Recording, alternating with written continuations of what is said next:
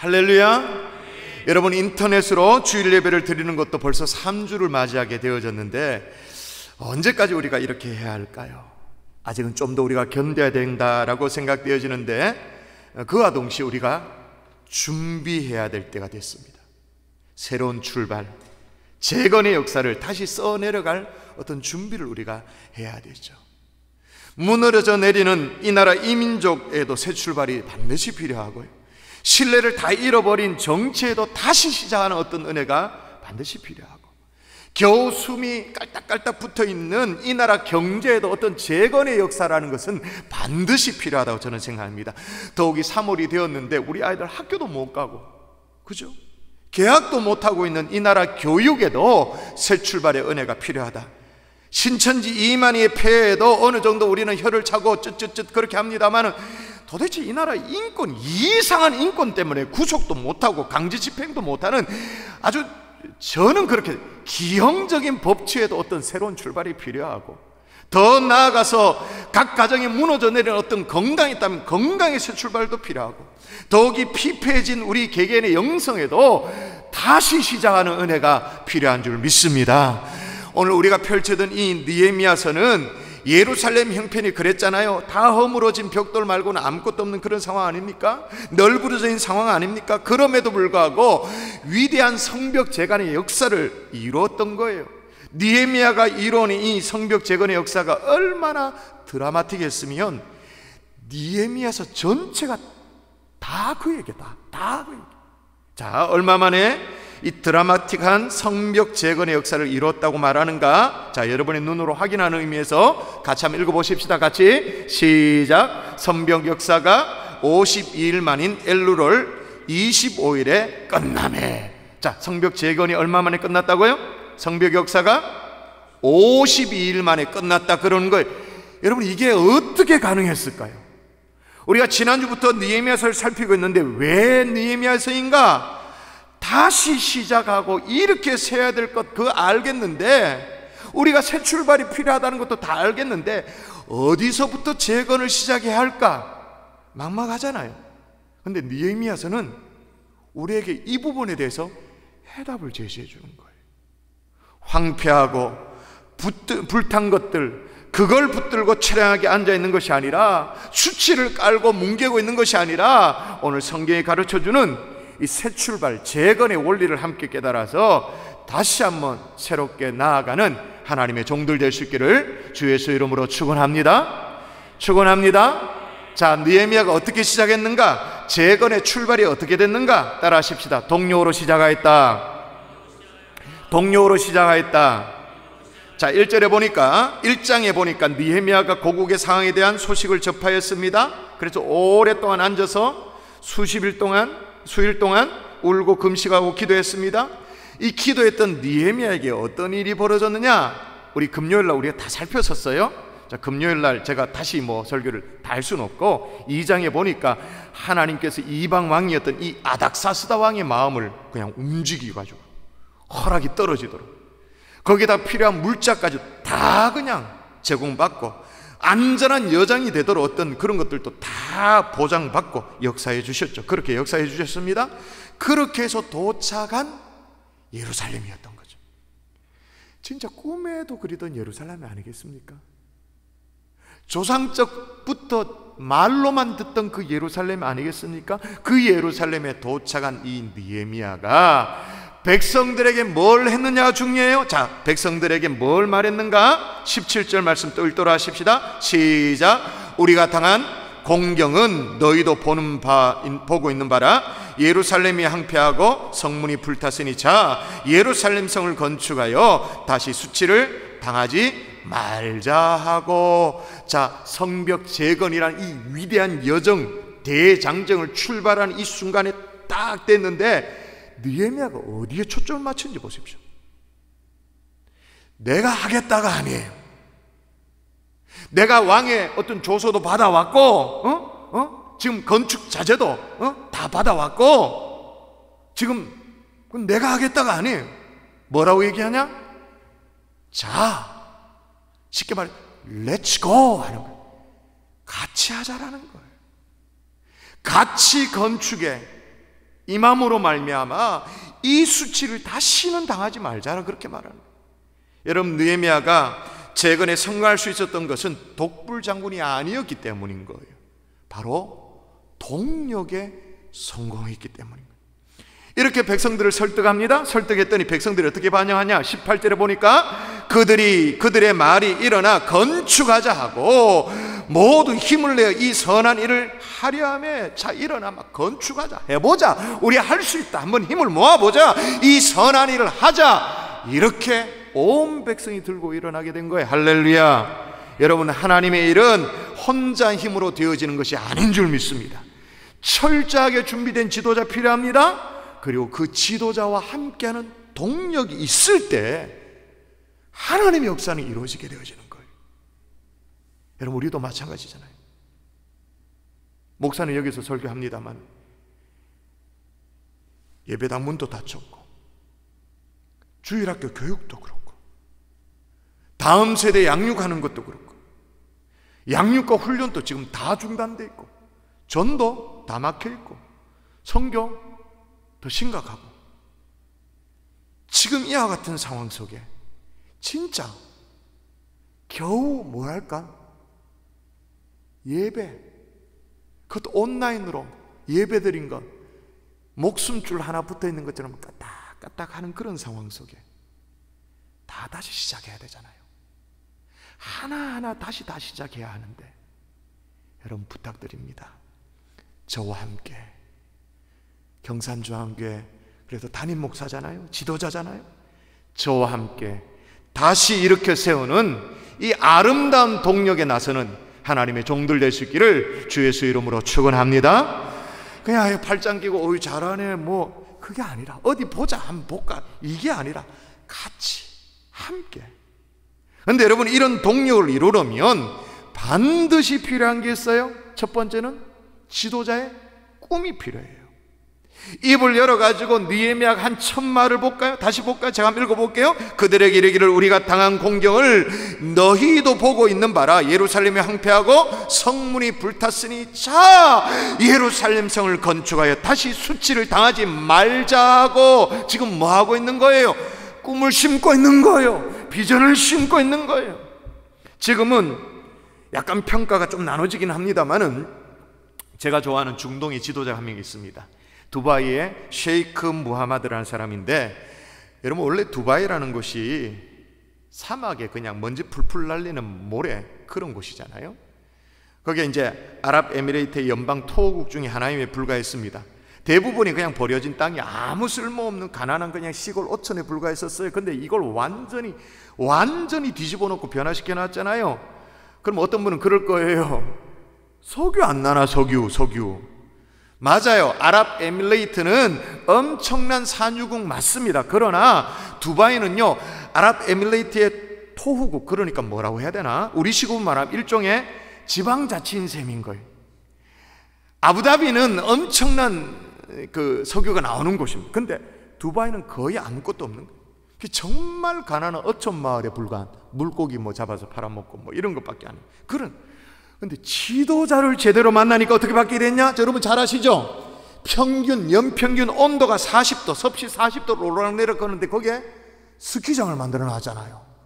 물론 실내 스키장입니다만은 슬로프를 만들 정도로, 그 정도로 쫙, 거기에다가 세계 모든 놀이공간, 놀이터 뭐 있죠? 놀이동산의 원조가 미국의 디즈니랜드잖아요. 디즈니랜드보다 2배나 더 넓어. 그래서 두바이랜드를 만들어 놓고 세계에서 가장 높은 빌딩 만들었잖아요. 그래서 톰 크루즈가 출연한 그 미션 임파서블 영화, 거기에 배경으로 나오기로 했잖아요. 뭐 버즈 칼리파라는 그 빌딩도 나왔잖아요. 여러분, 이 버즈 칼리파를 비롯해서 두바이의 심장부를 볼까요? 도시의 심장부 어떤 모습인가 한번 보여주시죠. 저 스카이라인 보십시오. 완전히 새롭게 다. 두바이의 셰이크 무하마드라는 이 사람이요, 이 불모의 사막에 말이에요, 아라비안 나이트보다 더 황홀한 일을 실현시키는 그 원동력을 뭐라고 말했냐면 이렇게 말했어요. 중동의 많은 나라들은 석유를 팔아먹고 살았다. 그러나 나는, 두바이는 꿈을 팔았다라는. 팔석유도 사실 없었고 두바이는 많은 중동의 나라들은 석유를 팔아먹고 살았지만 나는 두바이는 꿈을 팔았다. 여러분, 다른 중동의 국가들은 이제 곧 있으면 바닥날 기름 팔았지만 자신은 꿈을 팔았다. 이제 어느 정도로 꿈을 팔았냐? 여러분, 두바이 인공섬으로 유명하잖아. 인공섬을 만들었는데 그 인공섬에 세계 지도를 그려놔서 한번 보여주십시오. 자, 인공섬입니다. 저게 이제 위성사진 찍은 거예요. 세계 지도 보입니까? 여러분 보시기에 한쪽 편에 치우친, 지리 공부를 좀 하셔야 이게 세계 지도가 보이는데 이 정도라고 하죠. 꿈에. 그리고는 아주 의미심장한 얘기를 해요. 꿈은 한계 없고 바닥나는 일이 없다. 그래서 물론 두바이가 모라토리엄의 어떤 위험에 빠지기도 했습니다. 위기에 빠지기도 해서. 그런데 올해 그 초란 이 어촌 마을에 지나지 않았던 이 두바이에서 세계 엑스포가 열립니다. 10월 달로 예정이 되었습니다. 세계 박람회가 열려요. 물론 코로나 때문에 이게 어떻게 될까 좀 걱정이긴 합니다만은 세계 박람회가 열릴 정도로 예정되어 있죠. 여러분, 우리 민족에게도 이런 꿈꾸는 지도자가 반드시 필요한 줄 믿습니다. 교계에도 정말 꿈꾸는 지도자가 많이 일어날 수 있기를 주의 이름으로 축원합니다. 그리고 더불어 누가 저에게 묻는다면 1년에 요즘 이런 사태에 대해서 경산중앙교 지도자로서 목사님은 갖는 꿈이 뭐냐? 그렇게 묻는다면 소박합니다만은 저는 이런 꿈이 있어요. 하나님, 이번 사태에 온몸으로 깨닫는 시기가 되게 하여 주시옵소서. 예배당 문은 닫혔습니다마는 예배가 뭔지를, 본질을 깨달아 알게 도와주십시오. 교회당 문은 닫혔습니다마는 교회가 뭔지를 온몸으로 그냥 깨닫는 시간이 되게 하여 주시옵소서. 뿐만 아니라 훈련의 시간이 되면 좋겠어요. 여러분, 앞으로 코로나 아니라 더한 것이 올 거예요. 안 오기를 바랍니다만 더 독한 놈이 올지도 몰라요. 준 어떤 전시적인 그런 상황이 발생할지도 몰라요. 또 그런 거 아니라도 우리 자녀들이 유학을 가고 외딴 곳에 있고 특수한 상황에 놓였을 때 그런 상황 속, 어떤 상황 속에서도 우리는 예배하며 하나님을 섬기는 그런 훈련, 4차 산업혁명 시대를 살고 있다고 말하는데 거기에 걸맞게 어떤 특수한 상황 속에서도 우리는 예배하며 하나님을 섬기는 새로운 법을 배워가는, 훈련하는 그런 훈련의 시기를 보내면 참 좋겠다 생각되어집니다. 마지막으로 소박한 꿈이 있다면 하나님, 이 시기를 보내면서 한국교회와 성도들이 더 성숙하게 도와주십시오.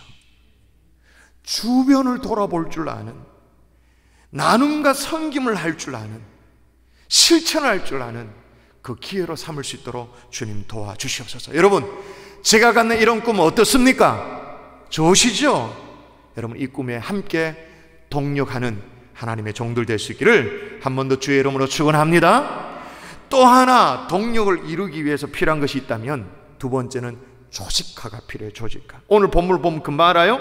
일단 3장에 들어가 보면, 여러분 오늘 뭐 이렇게 성경 봉독은 하지 않았습니다만은 쭉 한번 보세요. 눈대중으로 한번 성경을 쭉 보면요, 이게 솔직히 말해서 도대체 읽기가 싫어져요. 누가 무슨 성을 건축했고, 누가 문짝을 달았고, 누가 뭐 했고, 누가 뭐 했고, 이런 얘기가 잔뜩 적혀 있어요. 교훈을 얻을 것이 하나도 없어. 마치 마태복음 1장과 똑같아. 믿음이 별로 없을 때는 마태복음 1장을 읽으면 어때요? 이게 완전 산부인과 복음 아이가 뭐 이렇게 생각, 누가 누구를 낳고 누가 누구를 낳고, 도대체 성도의 인내심을 테스트하는 것도 아니고 지금 교훈되는 게 뭐가 있노? 이런 생각이 좀 들기도 해요.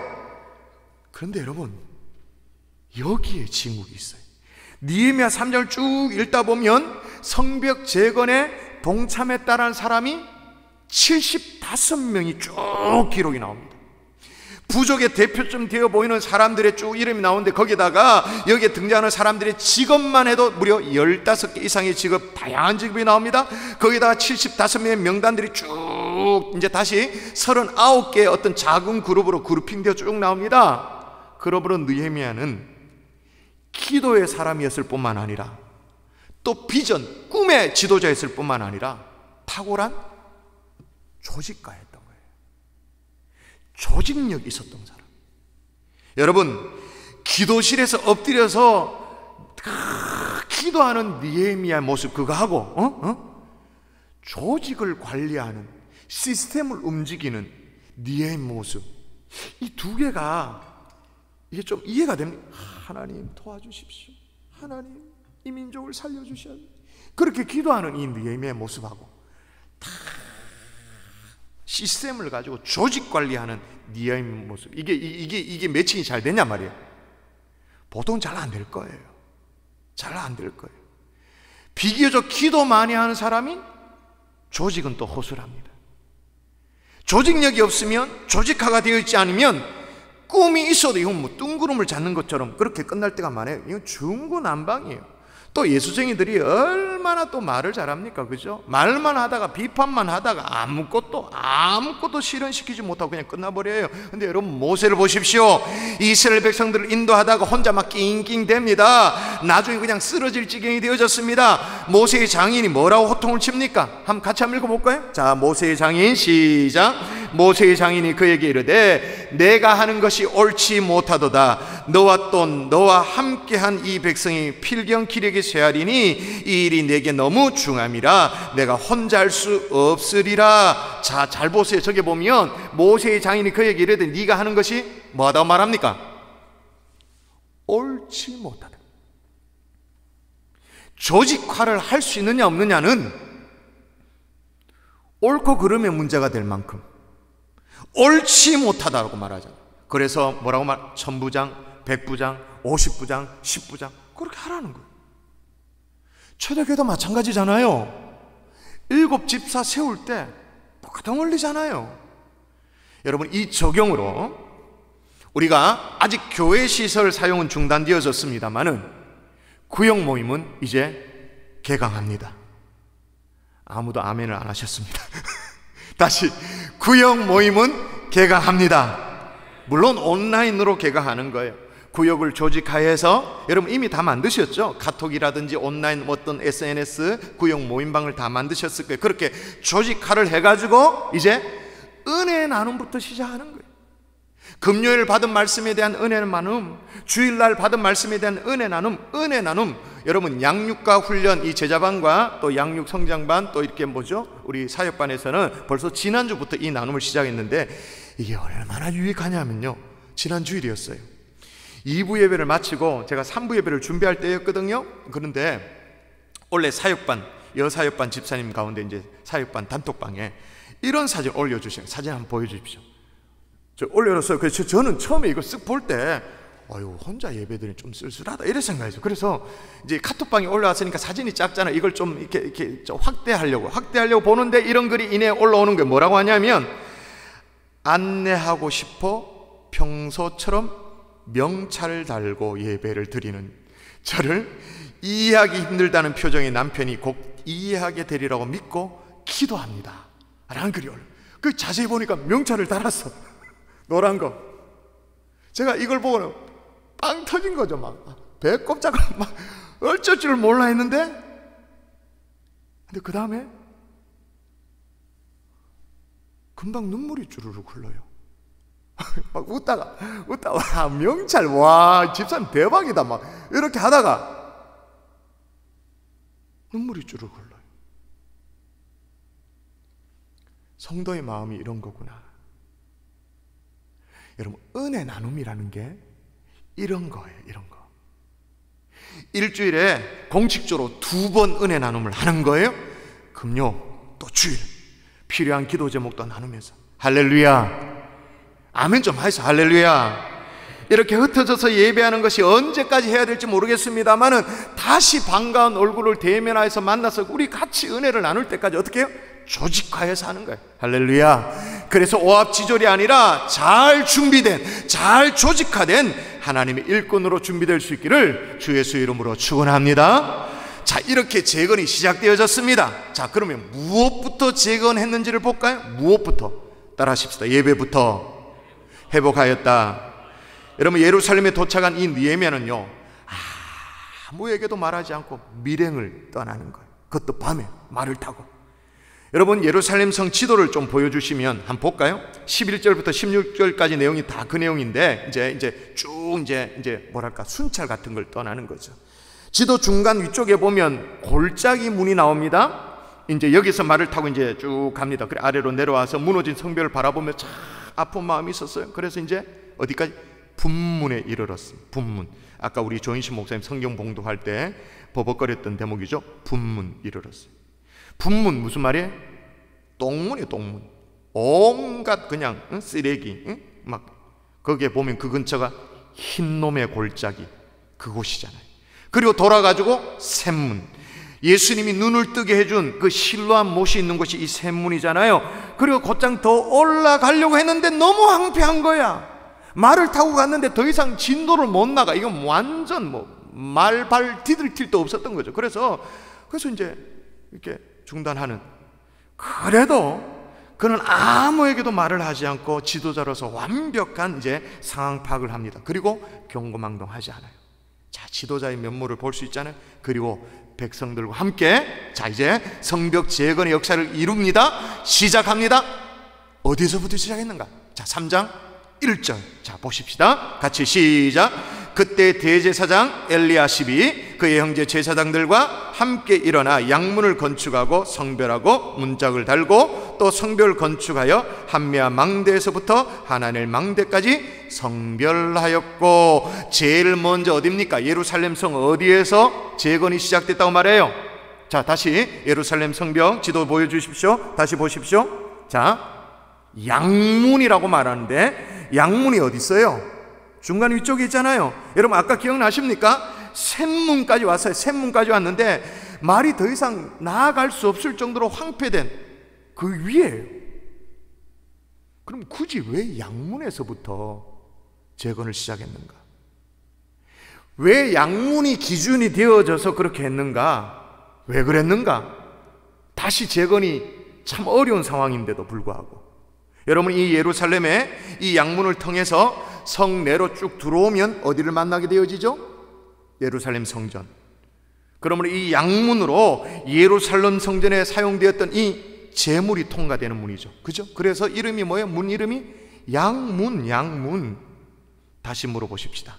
여러분, 왜 느헤미야가 양문을 고집했을까요? 왜 말도 못 들어가는데 왜 그랬을까요? 그 이유가 뭐라고요? 양문은 하나님 앞에 드리는 제사의 이미지를 담고 있는 거예요. 다시 말해, 무너진 성벽 많지만, 여기저기 많지만 다른 무엇보다 가장 먼저 회복돼야 될 게 뭐냐? 하나님 앞에 드리는 예배다, 그 말인 거예요. 아멘이십니까? 여러분, 우리 주변에 무너진 것이 한두 가지가 아니에요. 가정도 깨져 있고, 학교도 그렇고, 윤리도 성윤리는 더 말할 것도 없고, 나라도 지금 심상찮잖아요. 상식도 무너져 있잖아요. 국론도 더 분열되어 있잖아요. 어쩌면 하나님 향한 내 신앙, 하나님 향한 어떤 내 마음, 이런 것도 무너져 내려 있을지도 몰라요. 이 모든 것들을 다시 세워야 돼요. 맞습니다. 그러나 어디서부터 시작되어져야 되는가? 어디서부터 재건이 출발되어야 되는가? 하나님 앞에 드리는 예배부터 새롭게 시작되어야 되는 줄 믿습니다. 아멘이십니까?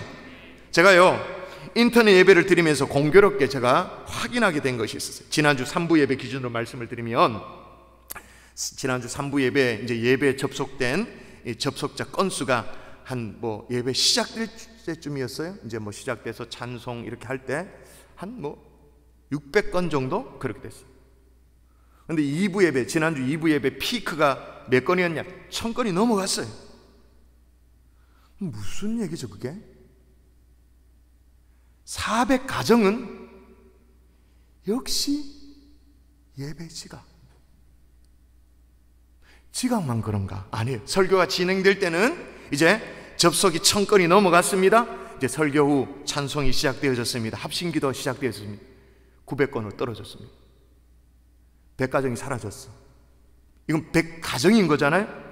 자, 이제 합심기도를 마치고 축도 바로 직전에는 800가정으로 떨어졌어요. 그럼 어떻게 돼요? 200가정이 사라진 거예요.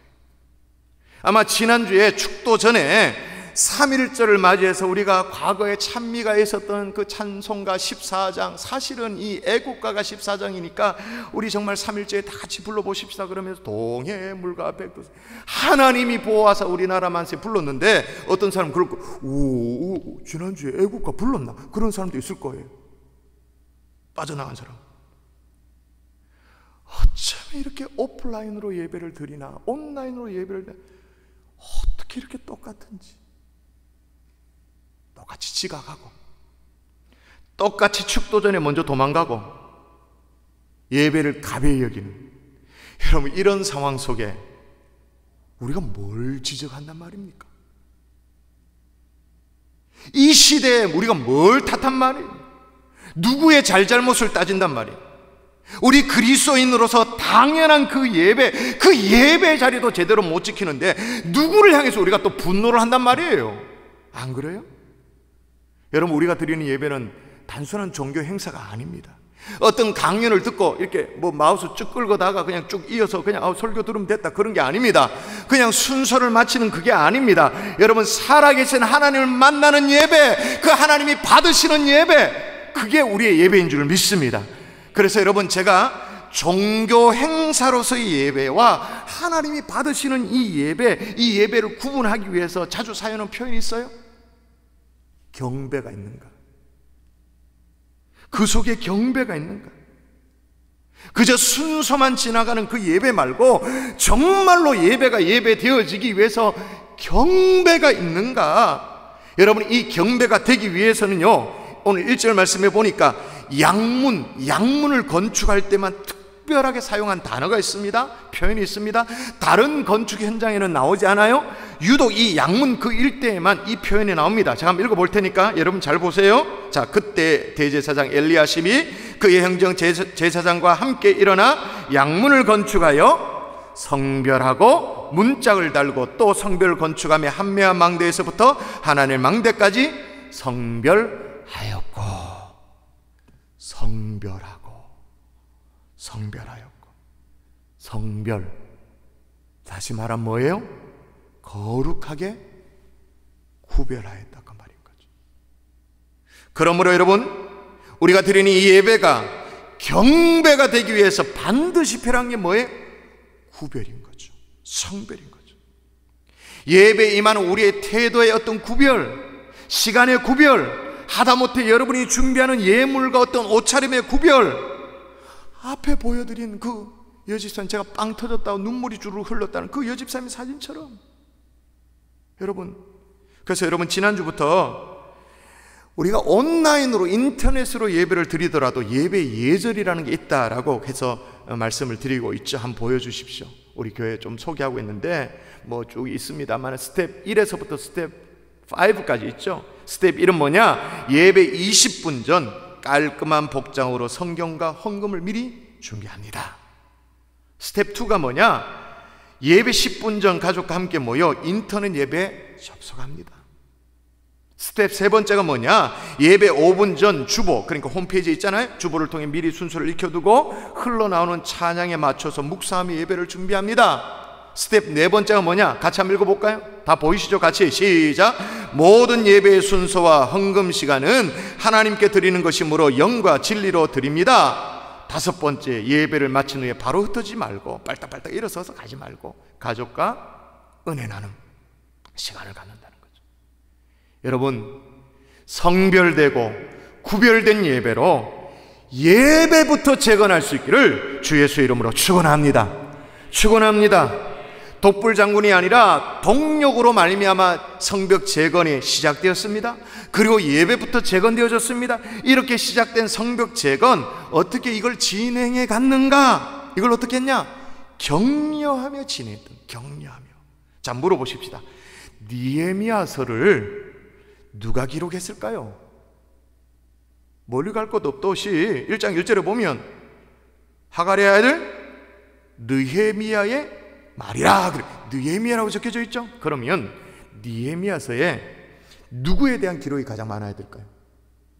당연히 물론 하나님의 역사입니다만은 우리 생각에는 느헤미야에 대한 언급이 많아야 될 것 같아요. 그런데 성벽 재건에 동참한 사람들 명단 쫙 나오는 3장에 보면 느헤미야의 이름이 안 나와요. 물론 3장 16절에 보면 느헤미야라는 이름이 나오긴 합니다. 그건 이거는 동명이인이에요. 여기 나오는 느헤미야는 아스북의 아들이라고 그렇게 나와요. 이건 지도자 느헤미야가 아니에요.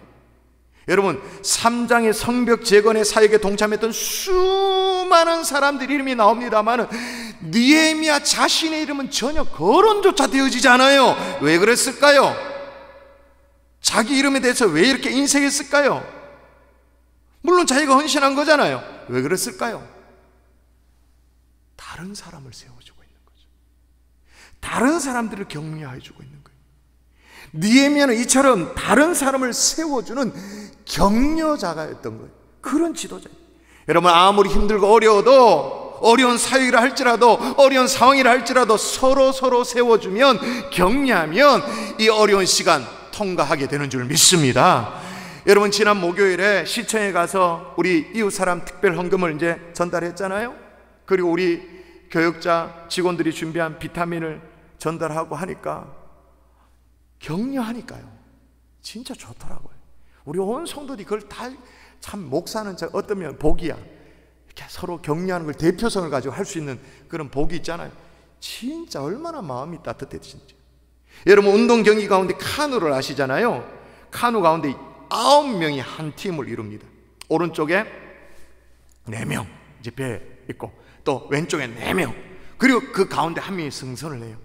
이 한 사람은요, 노를 안 잡아. 우리 생각에는, 아니 9명이 탔으면 한 놈이라도 더 노 잡아가 확 땡기가 막 이래야 더 빨리 가고 승리할 것 같은데, 이 한 사람은 노를 안 잡아. 대신 뭐 할까요? 호루라기 불죠. 때로는 북을 치기도 하고. 어떻게 해요? 이 사람의 사명은 뭐야? 노를 잡고 땡기는 사람 격려. 잘한다고 목소리 높여서 격려하는 거예요.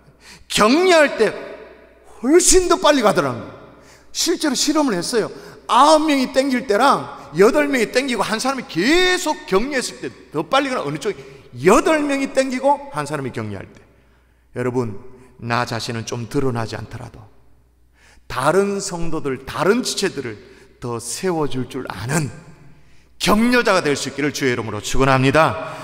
그렇게 해서 무너져 내리는 여러분의 가정을 다시 세울 수 있다면, 하나님의 교회를 다시 세울 수 있다면, 한국교회 공동체를 다시 세울 수 있다면, 내 이름 안 드러내도 되잖아요.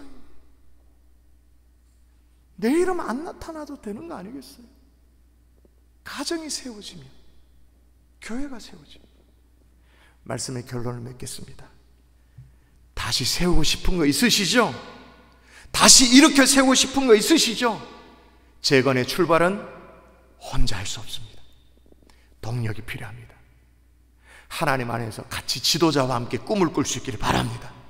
그리고 함께 헌신하며, 함께 조직해서, 함께 은혜 나눔으로 우리 함께 나아갈 수 있기를 주의 이름으로 축원합니다. 그리고 무엇부터 회복해야 될까요? 예배부터. 아니, 목사님, 나 예배 드리고 있는데. 그게 아니고, 나의 예배가 구별되어 있는가? 성별되어 있는가? 나의 예배가 종교 행사가 아니라 경배가 되고 있는가? 그리고 또 하나, 나는 기억되지 않더라도 우리 가정 다시 세울 수만 있다면, 우리 주님의 몸된 교회를, 이 조국을 다시 세울 수 있다면, 내 이름은 기록되지 않아도 상관없다는 그런 헌신으로 나아가는 하나님의 종들 될 수 있기를 주 예수의 이름으로 축원합니다.